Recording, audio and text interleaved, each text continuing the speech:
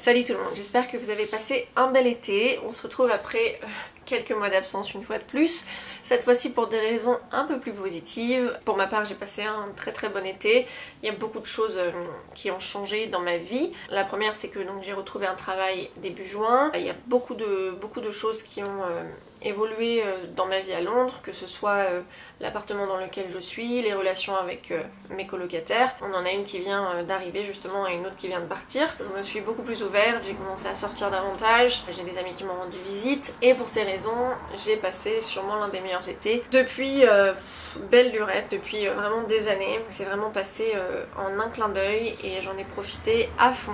Mais ça veut aussi dire que certaines choses où je m'étais dit en première partie d'année, allez cette année je m'en occupe, je fais ça, je fais ci, je reprends ça, je reprends ci, blablabla, bla bla, et bah c'est encore passé au second plan.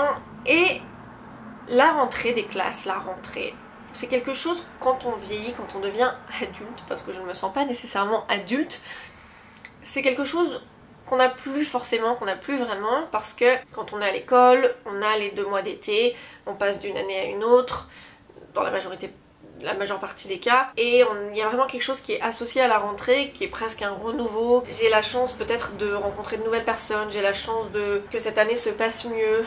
En tout cas, moi dans mon cas c'était mon espoir chaque année, c'était de me dire oh cette année ça va mieux se passer.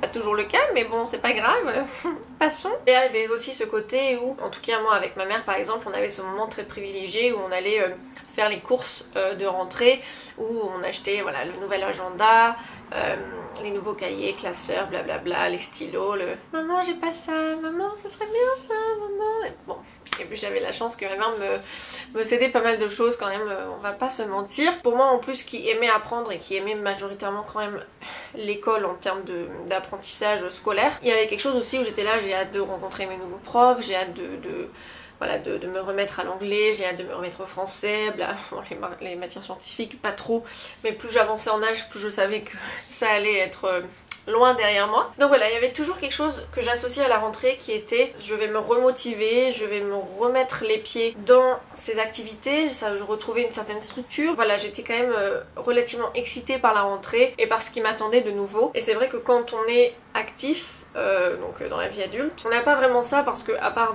2-3 semaines de congé éventuellement qu'on a au boulot, il n'y a pas vraiment cette sensation de renouveau, on va rentrer exactement au même point où on en était, sauf qu'on a plus de mails, qu'on a plus de boulot et qu'on a plus de responsabilités parce que pendant 3 semaines on n'était pas là et qu'il va falloir gérer avec tout ce qu'on a raté. Mais il n'y a vraiment pas ce côté, voilà c'est bon, j'ai eu ma pause, je rentre dans quelque chose de différent. En tout cas moi je trouve que c'est quelque chose qu'on perd beaucoup au fur et à mesure. Et je me suis dit cette année, la rentrée c'est aussi quelque chose que tu peux faire à côté du boulot, que tu peux faire pour toi. Et c'est vrai que ces dernières années, à cause de la dépression, etc., j'ai beaucoup perdu en discipline pour tout ce qui est projet personnel. YouTube, on le sait très bien, c'est un petit peu passé à la trappe, l'écriture c'est complètement passé à la trappe, et toutes ces choses que j'ai toujours eu envie de faire et d'accomplir, etc., et ben au final ça a complètement pris un coup et j'ai pas réussi vraiment à me relever de ça jusque là. Petit à petit j'ai essayé de me remettre dedans, mais sans vraiment m'y mettre à fond, sans vraiment me dire allez c'est maintenant, on y va, on est là,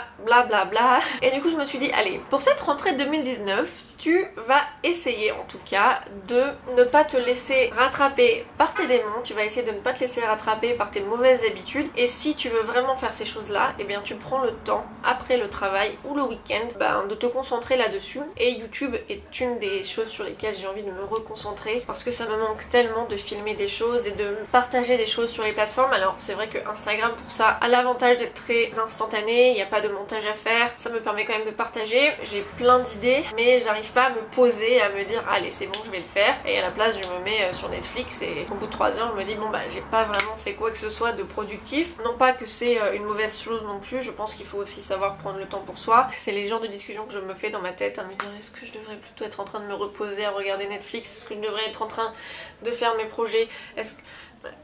Alors du coup je me dis il faut trouver l'équilibre entre les deux, mais j'ai un peu du mal encore. J'aimerais me remettre sérieusement à l'écriture. Alors ça fait quelques temps maintenant que je suis sur un recueil de poésie. Non pas que j'ai envie de rush et de bâcler le travail, mais je me dis bon ça fait un moment, tu voulais le publier en mai, on est en septembre, il est même pas à moitié fini.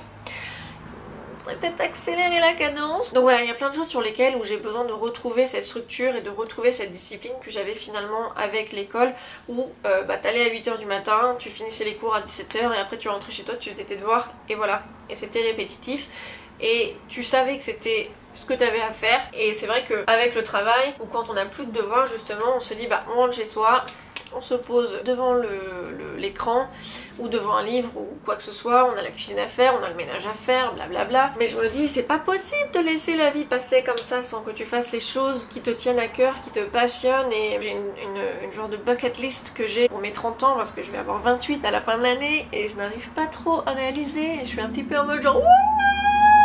Et voilà, j'ai vraiment envie de rentrer dans cette nouvelle saison, l'automne, cette fin 2019 en me disant ok, tu vas mieux, tu peux envisager certaines choses, maintenant il faut juste que tu t'asseyes, un truc comme ça, et que tu le fasses. Et c'est la partie où j'ai un tout petit peu du mal encore. Donc j'espère que vous me tiendrez responsable de cette résolution, on va dire, de mi-année. Voilà, je sais plus parler, ça y est. J'espère que pour vous aussi la rentrée est synonyme de quelque chose un peu de positif. Je sais que c'est pas toujours évident quand ça se passe pas très bien à l'école, ou je sais que si on est adulte on a aussi ce côté où les vacances c'est fini, on doit reprendre la routine, et parfois c'est vrai que la routine peut aussi avoir un côté un petit peu lourd à porter. N'hésitez pas à me dire quels sont vos espoirs avec cette rentrée, quels sont vos challenges, est-ce que vous avez des choses que vous attendez avec impatience, des choses que peut-être vous allez commencer à tester. Je vous laisse pour cette première vidéo de rentrée sur la chaîne. Je vais croiser les doigts que ce soit quelque chose que je vais faire régulièrement maintenant, que je ne vais pas laisser tomber pour la énième fois. Voilà.